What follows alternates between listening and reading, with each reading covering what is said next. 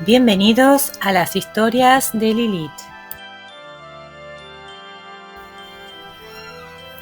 Hola, bienvenidos una vez más. Vamos a continuar con esta historia intrigante de misterio. Estamos en la parte 2 del misterio del cuarto amarillo.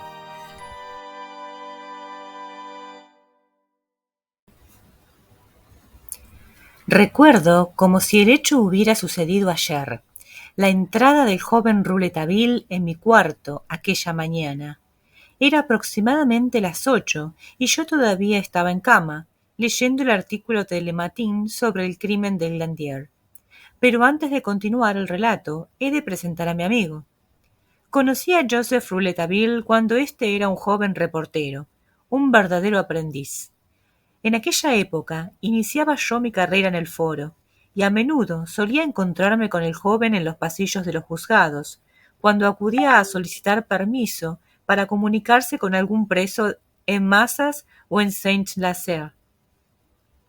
Su cabeza era redonda como una bola, y de ahí, sin duda, el apodo que le pusieron sus colegas, todos ellos entusiastas jugadores de billar, apodo que habría de perdurar y que acabó haciendo olvidar su verdadero apellido. Rouletabille. ¿Has visto a Rouletabille? Vaya, si es el maldito Rouletabille. Solía ponerse rojo como un tomate, y tan pronto estaba alegre como un jilguero o imperturbablemente serio como un papa. Cuando lo vi por primera vez tenía unos meses más de 16 años cumplidos. ¿Cómo es que siendo tan joven podía ya ganarse la vida en el periodismo? He ahí lo que uno hubiera podido preguntarse si todos los que lo trataban no hubieran estado al tanto de sus comienzos en aquella tarea. Cuando se produjo el crimen de la mujer cortada en pedazos, el asesinato de la calle Oberkampf, una historia también olvidada, Rouletabille había llevado al jefe de redacción de L'Époque, diario que en aquel entonces rivalizaba en información con Le Matin, el pie izquierdo que faltaba en el cesto en que fueron encontrados los pobres despojos. Aquel pie izquierdo era buscado por la policía desde hacía una semana, y el joven Rouletabille lo había encontrado en una cloaca en donde a nadie se le había ocurrido ir a buscarlo. Para ello, había necesitado incorporarse a un equipo de limpiacloacas improvisado que la administración de la ciudad de París reclutaba para reparar los destrozos causados por una crecida excepcional del Sena. Cuando el jefe de redacción estuvo en posesión del precioso pie, y comprendiendo mediante qué serie de inteligentes deducciones un adolescente había llegado a descubrirlo, sintióse dominado tanto por la admiración que le causaba aquella extraordinaria perspicacia de un cerebro de 16 años, como por la alegría de poder exhibir en la morgue vitrina del diario el pie izquierdo de la mujer de la calle Oberkampf. Sobre este hallazgo, exclamó, voy a escribir un editorial. Luego, cuando hubo entregado el siniestro paquete al médico legista de la redacción de L'Époque, le preguntó el que muy pronto iba a ser Rouletabille cuánto querría ganar para integrarse como reportero del equipo de la sección policial del diario. 200 francos por mes, dijo modestamente el muchacho, muy sorprendido por aquella proposición. Le daré a usted 250, replicó el jefe de redacción, pero eso sí, habrá de decir a todo el mundo que forma parte de la redacción desde hace un mes. Que se entienda entonces que no es usted el que descubrió el pie izquierdo de la calle Oberkampf, sino el diario L'Époque. Aquí, mi joven amigo, el individuo no es nada, el diario es todo. Después de esto, le dijo al nuevo redactor que podía retirarse. Sin embargo, en el umbral de la puerta, lo detuvo para preguntarle el nombre. Josephine, contestó el muchacho. Eso no es un nombre, dijo el jefe de redacción, pero como usted no ha de firmar los artículos, el detalle no tiene importancia. Muy pronto el imberbe redactor se hizo de nuevos y numerosos amigos, porque era servicial y estaba animado por un buen humor que encantaba a los más gruñones y desarmaba a los más celosos. En el café del Barreau, donde en ese entonces los periodistas se reunían antes de recorrer los juzgados y la prefectura en busca del crimen cotidiano, comenzó a otorgársele una reputación de viva inteligencia que pronto franqueó las puertas mismas del despacho del jefe de la Sûreté.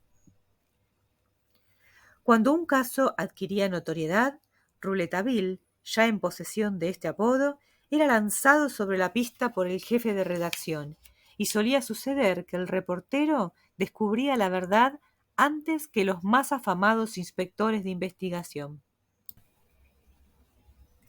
Fue en el café del Barro donde nuestro simple conocimiento se convirtió en amistad. Abogados criminalistas y periodistas no suelen ser enemigos, teniendo los unos necesidad de publicidad y los otros de información. Hablamos y sentí al instante una fuerte simpatía por aquel buen muchacho. Era de una inteligencia tan despierta y tan original, y además mostraba una suerte de ingenio que no observé en otra persona. Tiempo más tarde fui encargado de la crónica judicial en el Cri du Boulevard. Mi ingreso en el periodismo no hizo sino estrechar la amistad que ya me unía a Rouletabille.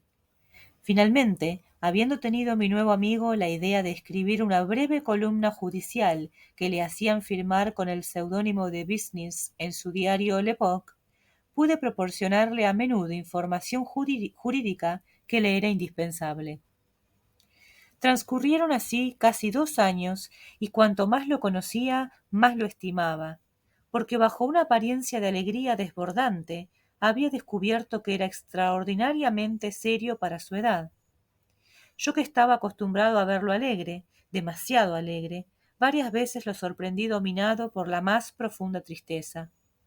Cuando le preguntaba la causa de aquel cambio de humor, volvía a echarse a reír y no contestaba. Un día, habiéndolo interrogado acerca de sus padres, de los que no hablaba jamás, se marchó haciendo como que no me había oído. Por aquel entonces aconteció el famoso caso del cuarto amarillo, que había no sólo de calificarlo como el primero de los reporteros, sino como el primer detective del mundo, doble cualidad que no sorprende ver coincidir en la misma persona, teniendo en cuenta que la prensa cotidiana comenzaba ya a transformarse en lo que es actualmente, la Gaceta del Crimen. Entró pues Rouletabille en mi cuarto, aquella mañana del 26 de octubre de 1892. Estaba todavía más colorado que de costumbre, los ojos saliéndosele de las órbitas, y parecía dominado por una intensa exaltación. Agitándole Matin con gesto nervioso, me gritó: «¿Qué tal, querido Sinclair? ¿Leyó usted el crimen de Glandier?» «Sí, el cuarto amarillo. ¿Qué le parece?» «Caramba, pienso que el diablo o el animalito de Dios fueron los que cometieron el crimen». «No bromee». «Pues entonces lo admito. No creo en los asesinos que huyen a través de las paredes. El abuelo Jacques ha hecho mal, según mi opinión, en dejar tras de él el arma del crimen por el suelo». Como vive encima del cuarto de Mademoiselle Stangerson, el operativo de indagación que va a emprender hoy el juez de instrucción nos revelará la clave del enigma. De modo que no tardaremos en saber por cuál trampa natural o puerta secreta el tal sujeto se deslizó, para volver enseguida al laboratorio junto a Monsieur Stangerson, que nada advirtió. ¿Qué más puedo decirle? Es una hipótesis. Rouletabille sentóse en un sillón, prendió la pipa que nunca abandonaba. Fumé algunos instantes en silencio, el tiempo necesario, sin duda, para calmar la fiebre que lo dominaba. Y luego me dijo con desdén, en un tono cuya deplorable ironía no he de intentar reproducir: «Joven, usted es abogado y no dudo de su talento para lograr la absolución de culpables, pero si un día llega a ser juez instructor, qué fácil le va a resultar condenar a los inocentes. Tiene usted dotes realmente excepcionales para ello, joven». Enseguida púsose a fumar con energía y luego prosiguió: «No se encontrará trampa alguna, y el misterio del cuarto amarillo se volverá cada vez más misterioso. Por eso me interesa. Las palabras del juez de instrucción están totalmente justificadas. Jamás se vio un crimen tan extraño como este». «¿Tiene alguna idea del camino que pudo haber utilizado el asesino para huir?», pregunté. «Ninguna, ninguna por el momento. pero ya tengo una idea acerca del revólver. El asesino no se sirvió del revólver. Dios, ¿y quién lo utilizó entonces? Pues, Mademoiselle Stangerson. Eso no lo entiendo, dije, o mejor dicho, de hecho, no entendí nada. Rouletabille encogióse de hombros. ¿No hay algo que le ha llamado la atención en el artículo de Le Matin? No, porque todo lo que relata me pareció igualmente extraño. ¿Y la puerta cerrada con llave? Es la única cosa natural del relato. ¿De veras? ¿Y el pasador? ¿El pasador? Sí, el pasador echado por dentro. Fueron muchas las precauciones que tomó Mademoiselle Stangerson. Según mi entender, ésta sabía que había de temer a alguien. Tomaba sus precauciones. Incluso se había apoderado del revólver del abuelo Jacques, sin decírselo. Sin duda, no quería asustar a los demás, en especial a su padre. Aquello que ella temía sucedió, y entonces se defendió. Hubo lucha y sirvióse bastante hábilmente del revólver como para herir al asesino en la mano. Así se explica la impronta de la ancha mano del hombre, ensangrentada, sobre la pared y la puerta, del hombre que buscaba casi a tientas una salida para huir. Con todo, Mademoiselle Stangerson no disparó con bastante rapidez como para escapar al terrible golpe que la hirió en la sien derecha. ¿No fue entonces un disparo de revólver lo que la hirió en la sien? El diario no lo dice, y yo no lo creo, porque me parece lógico que el revólver haya sido usado por Mademoiselle Stangerson contra el asesino. Pero, ¿cuál era el arma que usaba el asesino? Ese golpe en la sien parece demostrar que el asesino trató de desmayarla, después de haber tratado en vano de estrangularla. El asesino seguramente sabía que la guardilla de arriba estaba habitada por el abuelo Jacques, y ese es uno de los motivos por los cuales, según mi parecer, quiso actuar con una arma silenciosa, una cachiporra o un martillo. Todo esto no explica, dije, cómo pudo salir el asesino del cuarto amarillo. Evidentemente, respondió Rouletabille poniéndose de pie, y como es preciso explicarlo, voy a ir al castillo de Glandier, y vendré a buscarlo para que me acompañe. ¿Yo? Sí, querido amigo, lo necesito a usted. Lecoq me encargó definitivamente el caso, y es necesario que lo solucione cuanto antes. Pero, ¿en qué puedo serle útil?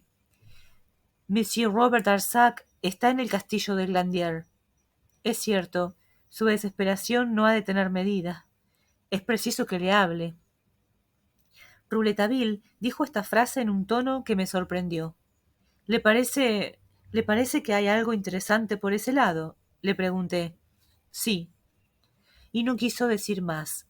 Pasó a la sala pidiéndome que me apurase. Yo conocía a Robert Darzac por haberle prestado un importante servicio judicial en un proceso civil cuando me desempeñaba como secretario del abogado Bourbet de la Tour. Robert Darzac, que entonces contaba unos 40 años, era profesor de física en la Sorbonne. Estaba íntimamente vinculado a los Stangerson. Después de 7 años en una corte asidua, estaba a punto de casarse con Mademoiselle Stangerson, persona de cierta edad. Habría de tener unos 35 años en aquel entonces, pero aún notablemente hermosa. Mientras me vestía, le grité a Rouletabille, que se impacientaba en la sala. ¿Tiene alguna idea sobre la condición social del asesino? Sí, creo que si no es un hombre de mundo, es por lo menos de una condición social bastante alta. Esto no es más que una impresión. ¿Y qué es lo que le sugiere esa impresión? Me la sugiere la boina grasienta, el pañuelo ordinario y los rastros de un calzado tosco en el piso. Comprendo. No se dejan rastros tras de sí cuando son el reflejo de la verdad. Usted llegará a servir para algo, mi querido Sinclair, concluyó riéndose. Así finaliza este capítulo. Bueno, conocimos a nuestro personaje principal. Tenemos dos personajes, uno que relata la historia, pero también tenemos al héroe, a este niño genio, ¿no? Rouletabille, que es un reportero, pero es un reportero especial, ¿verdad? Nada común. Así que, bueno, ¿Logrará Rouletabille descubrir el misterio? Ya sabemos que sí. El problema no es saber eso, sino es cómo, ¿verdad? Eso es lo que queremos saber. Así que no se pierdan los próximos capítulos para... Así que hasta acá llegamos con este capítulo. Muchas gracias por estar ahí como siempre. No se olviden de darle like, ya saben, de dejar sus comentarios fantásticos y hasta la próxima.